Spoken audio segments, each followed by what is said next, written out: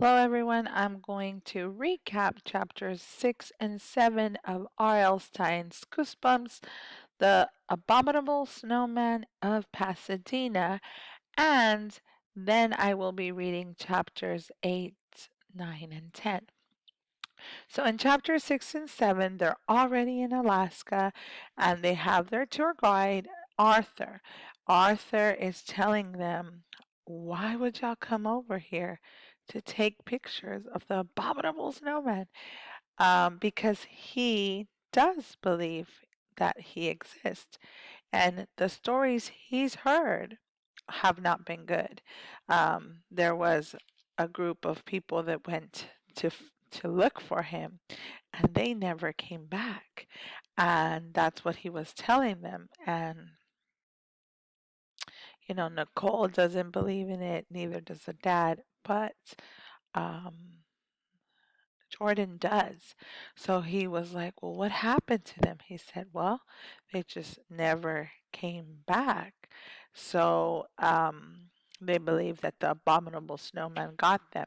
And then he said in chapter 7, he continues with, stories about him. He said that another group, a TV crew, went over there from New York and they also never came back. And actually, they found some of their bodies in the snow. So he thinks that it was the abominable snowman. So he says, why would you go looking for something that is terrible? It's a monster. So now we're on chapter 8. Um, Jordan did ask his dad, what if we do get into some trouble? What are we going to do? And the dad did tell him, I have a walkie. They'll come get us. They'll fly a helicopter out to where we are, and they'll come get us. They are experiencing the snow, and they like it. They're building snowmen. They're experiencing it for the first time. But then after a while, it gets a little too cold. Okay, chapter 8. Smack! Bullseye! I hit Nicole in the middle of her back with a snowball. Dad, Nicole cried. Jordan hit me with a snowball. Dad had his camera in front of his face, clicking away as usual.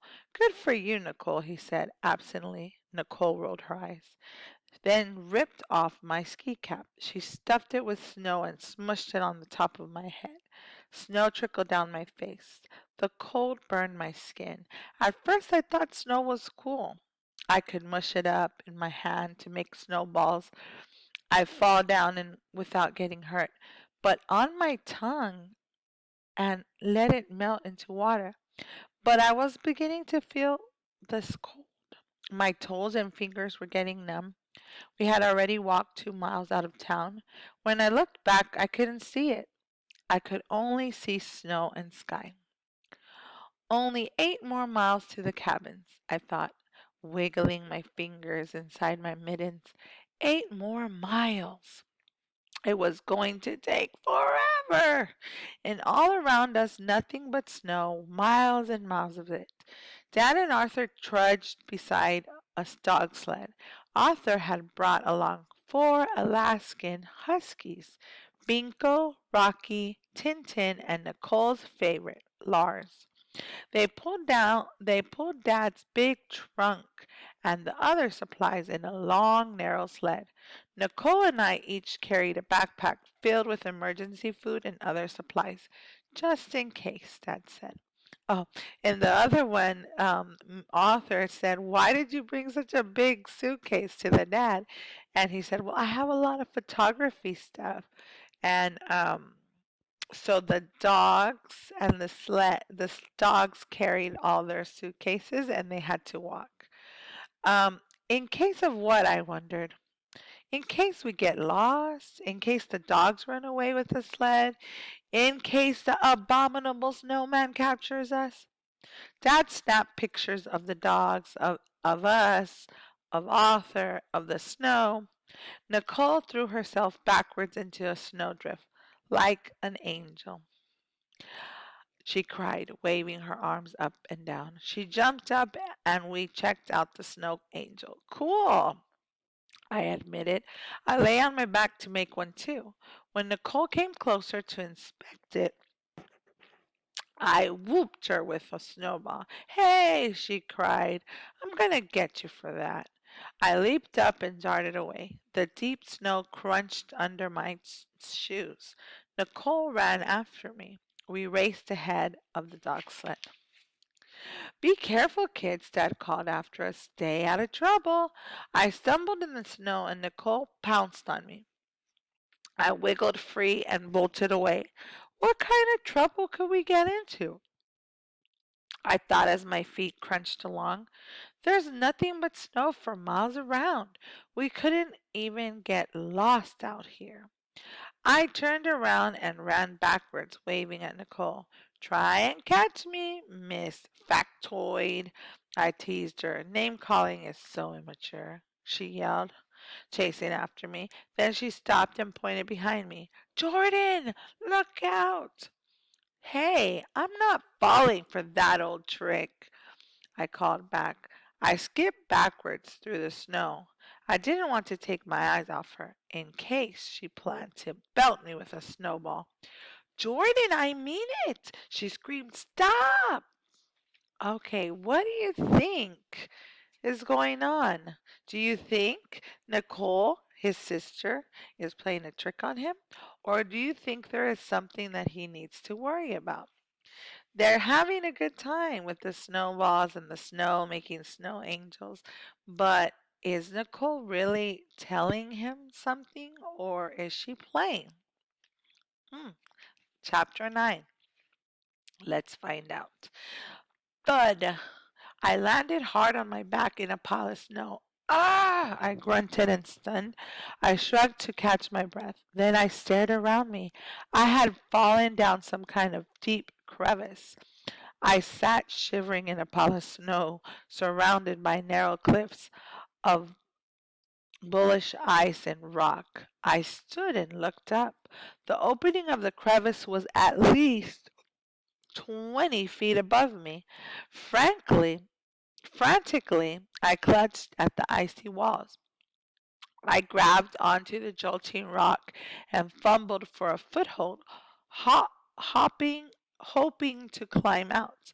I hoisted myself up a couple of feet. Then my hand slipped and I slid back to the bottom. I cried again. The ice was too slick. How could I ever get out of here? Where were Dad and Nicole? I tried to warm my cheeks with my mittens. Why don't they come to get me? I'm going to freeze down here. So it looks like Nicole was warning him. He fell really far into the ground, 20 feet, and it's ice cold. Let's hope he gets out. Nicole's face appeared at the top of the crevice. I'd never been so happy to see her in my life. Jordan, are you all right? Get me out of here, I shouted. Don't worry, Nicole assured me. Dad's coming. I leaned against the pit wall. The sunlight didn't reach the bottom. My toes felt ready to break off. They were so cold. I jumped up and down to keep warm. A few minutes later, I heard Dad's voice. Jordan, are you hurt? No, Dad. I called up to him. He, Nicole, and Arthur all stared down at me from above. Arthur is going to lower a rope down to you, Dad instructed. Hold on to it, and we'll hoist you up out of here. I stepped aside as Arthur tossed one end of a knotted rope into the crevice. I clutched the rope with my mittened hand. Arthur shouted, Heave! Dad and Arthur tugged the rope. I planted my feet in footholds in the ice, bracing myself against the side of the crevice.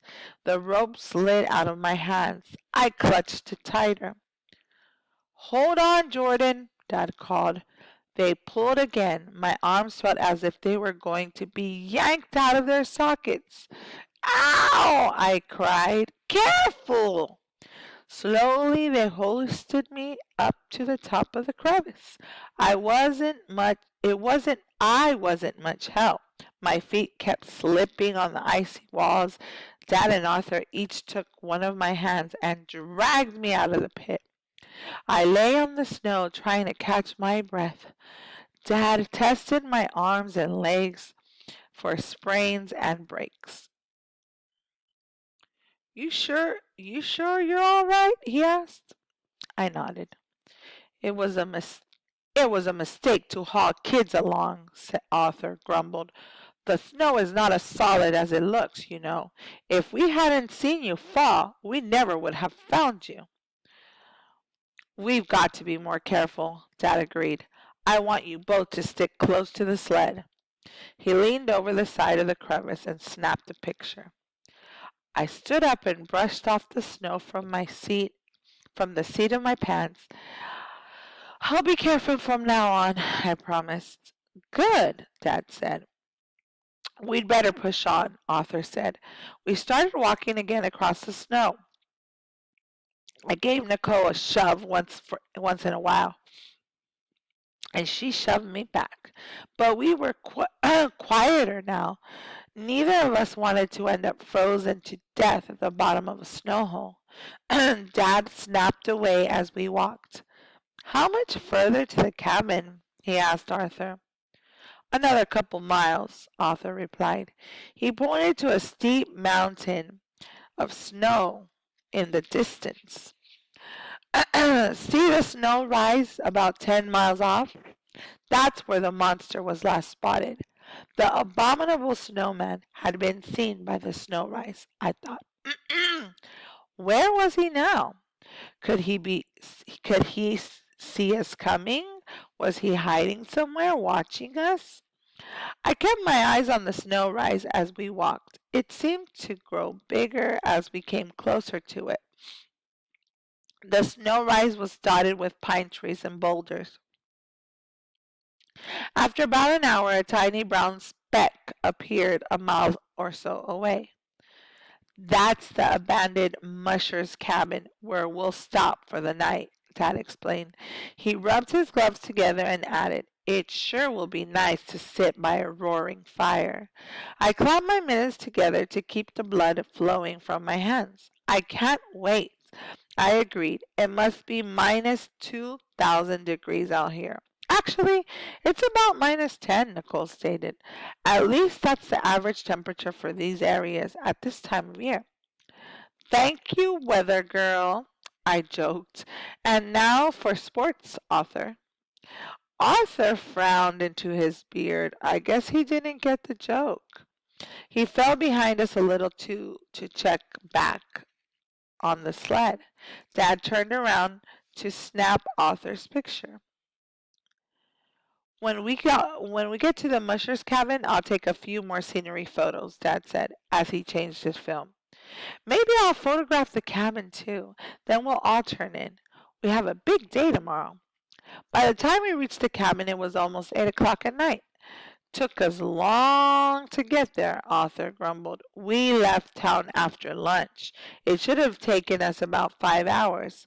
The kids having accidents and all of this is slowing us down. Dad stood a few feet away from him, shooting a portrait of Arthur while he talked. Mr. Blake, did you hear me? Arthur growled. Stop taking my picture. What? Dad said, letting his camera drop to his chest. Oh, yeah, the kids. Bet they're hungry. I explored the musher's cabin. It didn't take long. The tiny wooden shack was empty, except for an old wood-burning stove and a couple of broken-down cots. Why is this cabin so empty? Nicole asked. Mushers don't stop here anymore, Arthur explained. They're afraid of the monster. I didn't like the sound of that. I glanced at Nicole, and she rolled her eyes.